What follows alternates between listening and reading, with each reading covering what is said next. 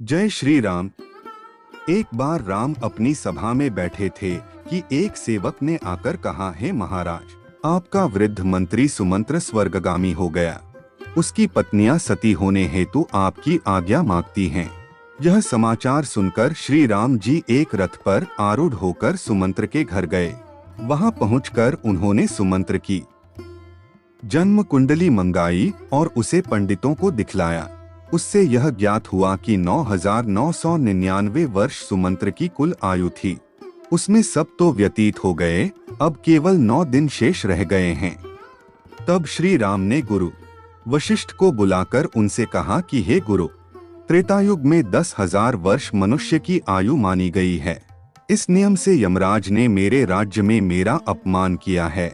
जो इस नियम की अवहेलना की है, ज्ञात होता है वह मेरे द्वारा दंडित होगा, क्योंकि मेरे इस मंत्री की आयु में अभी 9 दिन शेष हैं। फिर यमराज ने क्यों इन्हें अपने यहाँ मंगा लिया है? अतः अब मैं यम को बांधकर यहाँ ले आता हूँ और सुमंत्र को जीवित करता हूँ। वशिष्ठ जी से ऐसा कहकर श्री रामचंद्र जी गरुड़ पर जा बैठे और धनुष टंकार करते हुए यमराज की संयमिनी पुरी की ओर चल दिए। मार्ग में देखा तो यम के दूत सुमंत्र को बांधे लिए जा रहे थे। दृष्टि पड़ते ही राम ने दूतों को मारकर सुमंत्र को छुड़ा लिया। इस पर यमदूतों ने विनय पूर्वक कहा कि हमने आपका क्या अपराध किया था कि जिसके कारण आपने हमारा यह अधिकार छीन लिया है। राम ने कहा कि अभी इसके जीवन के 9 दिन शेष हैं, फिर तुम लोग इसे कैसे बांध कर ले जा रहे हो? जब इसके दिन पूरे हो जाए तब सानंद इसे ले जाना। राम की बात सुनकर यमदूत बोले, राघव, इसके जन्म की कथा अपूर्ण है। जब यह जन्म लेने लगा था तब माता की योनि से सर्वप्रथम इसके दोनों हाथ और मस्तक बाहर निकल आए थे। तदंतर 10वें दिन इसके और अंग निकले थे। श्रेष्ठ मंत्रों से पंडितों ने इसकी रक्षा कर ली थी। इसी से इसका नाम सुमंत्र पड़ा था। तब जिस दिन इसके हाथ तथा मस्तक बाहर आया था, उसी दिन से आज तक इसकी आयु समाप्त हो गई। आप जो इसके 9 दिन बतलाते हैं, यह संदिग्ध है। अतएव हे राम, इसमें हमारा कोई दोष नहीं है। आपने व्यर्थ ही हमें मारा है। तब उनकी इस बात को सुनकर राम ने कहा, हे यम के दूतों, जिस दिन माता के गर्भ से इसका जन्म हुआ है, वही दिन इसके जन्म का दिन है। उसी दिन को इसके माता पिता तथा ज्योतिषियों ने इसका जन्म दिन अंकित किया है। अतएव वास्तव में अभी इसके 9 दिन शेष हैं। तुम लोग जाओ और आज के 10वें दिन इसे ले जाना। उस दिन मैं अवरोध नहीं करूंगा। राम जी की बात को सुनकर दूत वहीं से लौट गए। राम जी भी लौटकर अयोध्या चले आए। राम सुमंत्र के घर आए।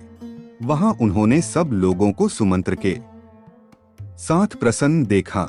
सुमंत्र ने राम को देखकर प्रणाम किया और उनकी पूजा की। पश्चात राम अपने भवन को गए। सुमंत्र ने अपने जीवन के 9 दिन शेष जानकर पर्याप्त पुण्य दान किया। यम के दूत अपनी पगड़ी फेंककर यम से बोले, हे यमराज, तुम कैसे अपने अधिकार की रक्षा करते हो? अपने अनुचरों की यह दुर्दशा देखकर क्या तुम्हें लज्जा नहीं आती? मार्ग में राम ने हमसे सुमंत्र को छुड़ा लिया और कहा कि अभी इसके जीवन के 9 दिन शेष हैं। जब उसके वह 9 दिन पूरे हो जाएंगे तभी राम उसे आने देंगे। अब हम लोग जल में डूबकर अपने प्राण विसर्जन कर देंगे। तब दूतों की यह बात सुनकर यमराज क्रोध के मारे लाल हो गए और दूतों से कहा कि तुम सब कुछ भी खेद प्रकट न करो। मैं आज ही राम को बांधकर उनके इस कृत्य का दंड दूंगा। तुम जाकर सेना तैयार करो, तब तक मैं इंद्र के पास जाता हूँ। ऐसा कहकर यमराज तत्क्षण इंद्र के पास चले गए। उन्हें सारा वृतांत सुनाया और सहायता करने की प्रार्थना की। यम की बातें सुनकर इंद्र ने कहा कि हे यमराज, क्या तुम उन्मत्त तो नहीं हो गए हो?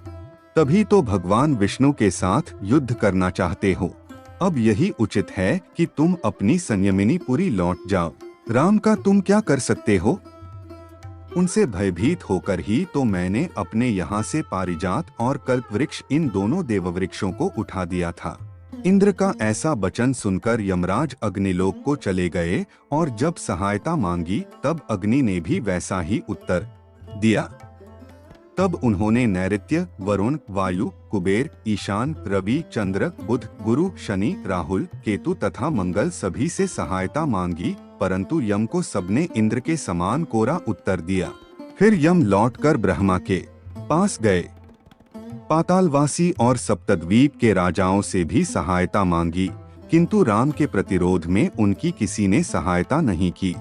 तब क्रुद्ध यमराज अपनी ही सेना लेकर राम के साथ युद्ध करने अयोध्या को चले।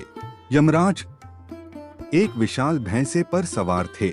वहां पहुंचकर उन्होंने चारों ओर से अयोध्या को घेर लिया, जिसमें 9 द्वार थे और उनके चारों ओर 9 खाइयां खुदी हुई थीं। कितनी ही तोपें वहां लगी थीं। उसके उत्तर की ओर सरयू नदी वह रही थी। नाना प्रकार के महलों से युक्त वह पूरी पताकाओं से अलंकृत थी। यमराज के द्वारा अयोध्या को घिरा देख राम ने लव से कहा कि तुम यमराज से युद्ध करने के लिए जाओ। दुंदुभी की आवाज के मध्य लव रथ पर आरूढ़ होकर अयोध्या के बाहर आए और यमराज के साथ भयंकर युद्ध करना आरंभ कर दिया। लव के बाणों से घायल यमराज के करोड़ों अनुयायी धराशायी हो गए। सबको मरा देख क्रोधित यमराज लव के साथ भयंकर युद्ध करने लगे। उन्होंने लव के रथ, सारथी, धनुष, कवच और मुकुट को शीघ्र ही काट डाला। इससे लव को क्रोध आ गया। वह तत्काल ही एक दूसरे रथ पर जा बैठे और यमराज के साथ अति भयंकर युद्ध करना आरंभ कर दिया। लव ने अपने बाणों से यमराज के भैंसे को मूर्छित करके पृथ्वी पर गिरा दिया। फिर शीघ्र ही 100 बाणों से यमराज पर प्रहार किया। तब यमराज ने अति क्रुद्ध होकर लव पर यमदंड का प्रहार कर दिया। यम दंड को देखकर लव ने ब्रह्मास्त्र चला दिया। वह देख यमदंड लौट पड़ा। यम व्याकुल होकर भाग चले। काल के समान ब्रह्मास्त्र उनके पीछे चला। इससे सूर्य को यह ज्ञात हुआ कि अब यमराज बच नहीं सकते और इस प्रकार अब मेरा पुत्र यम मारा जाएगा। तब सूर्य स्वयं रथ पर बैठकर लव के समीप आए और उनसे विनती करने लगे। अस्त्र को लौटाकर यम को बचाने की लव से प्रार्थना करने लगे। सूर्य ने कहा, वत्स लव, तुमने इस अस्त्र को चलाया है, तुम ही इसका निवारण कर सकते हो। तुम भी हमारे ही वंश में उत्पन्न हुए हो और यम भी मेरा ही पुत्र है। तुम अपने पूर्वजों को क्यों मार डालना चाहते हो? यदि एक पुत्र मूर्ख हो जावे तो क्या उसके साथ सब मूर्ख हो जावे? संग्राम से पलायन किए हुए शत्रु की वीरगण रक्षा ही करते हैं। इस प्रकार जब सूर्य ने बहुत प्रार्थना की, तब लव ने ब्रह्मास्त्र का संवरण कर लिया। तदंतर लव को आगे किए हुए यमराज के साथ सूर्य राम जी का दर्शन करने के लिए प्रसन्नता पूर्वक अयोध्या नगरी में आए। यह देख देवताओं ने हर्ष से अपने अपने वाद्य बजाए, लव पर फूलों की वर्षा की। लव ने जाकर राम जी को सादर प्रणाम किया।